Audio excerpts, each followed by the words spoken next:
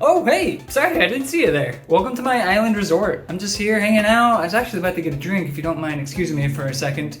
Oh, Jeeves, could I get a drink, please?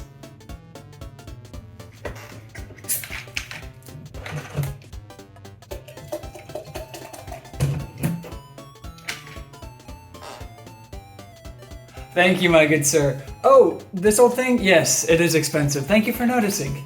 Anyways, as I was saying, I can't explain.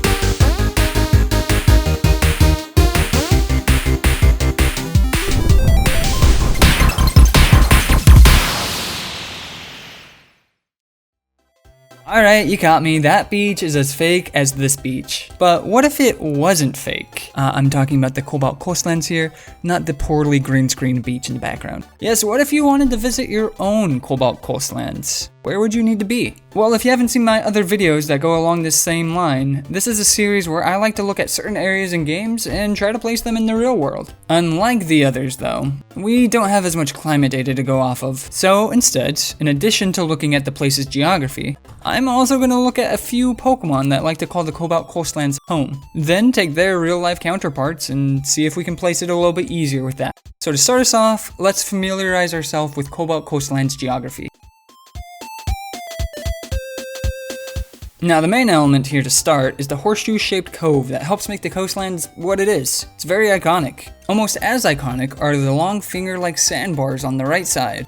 This cove also has its own rock formations and islands within it, such as Drowning Pincer Rock, Sideways Smiley, and my favorite, George Washington's Air. If we move along to the north, we're greeted with a mountainous plateau that separates the shoreline. And the last major feature we're going to focus on is the large island volcano that's separate from the rest. Aside from being on its own land formation, it's also very much active. And I think that about does it for the major points. There are a few minor ones to include as well, such as quite a few lakes, and the double arch formation on the top strait. We'll be sure to include those, but they're not going to be deal breakers here.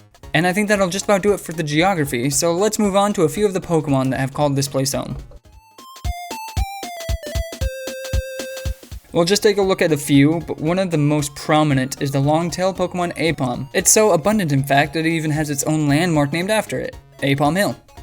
From the land to the sea, let's move on to the kite Pokemon, Mantike and Mantine. Plus the jellyfish Pokemon Tentacruel and Tentacool. The last Pokemon to look at is back on land, and I'm mainly including it because it kind of confuses me.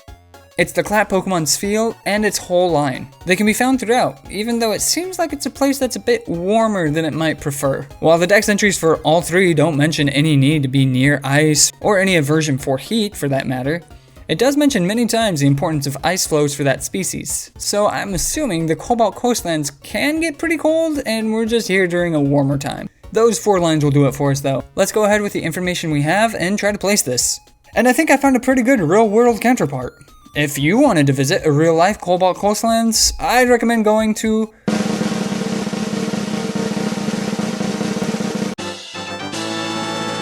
Sulawesi, hopefully I said that right, island in Indonesia. Now, let's go over its pros and cons.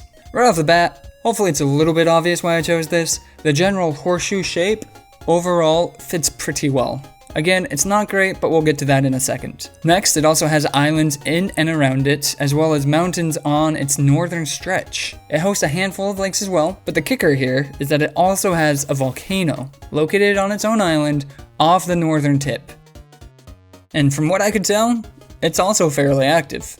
Now those are the geographical similarities, but what about the Pokemon? Are there any real-life counterparts to them? Well, yeah, actually, Indonesia is a great fit in general, as it's home to monkeys, manta rays, and jellyfish. No sea lions, unfortunately, but overall I think it's a pretty darn good fit. Not a perfect one, though, so let's go on to the cons of this area. First and foremost, no sandy fingers, unfortunately. This is the best I could find, and it's really not all that similar and is detached from the rest of the island. Also, its size in general is massive. So much so that this isn't called a cove anymore, it's a gulf. If you're unfamiliar with the naming terminology, I don't blame you. In terms of classification, that's 2 jumps away. You got coves being the smallest, then bays, and then gulfs. All essentially the same thing, just differing in size. The next minor con with this area is that it does lack some of the rock formations, such as somebody pull them out already, rock, and the dual arches. And, oh yeah, that's right. You might have noticed a whole part of the island is missing. The area of the game where the spring path and turnback cave should be is just not here, it's non-existent. But, I mean, we could just chalk that one up to Giratina being Giratina. And speaking of Giratina, the other Pokemon we mentioned before that is not here is Spheal and its line. Unfortunately, I couldn't find any evidence of sea lions being in Indonesia online. But that's all the cons. Overall, I think the pros outweigh it. So yeah, I feel pretty safe saying this is where Cobalt Coastlands would be in the real world.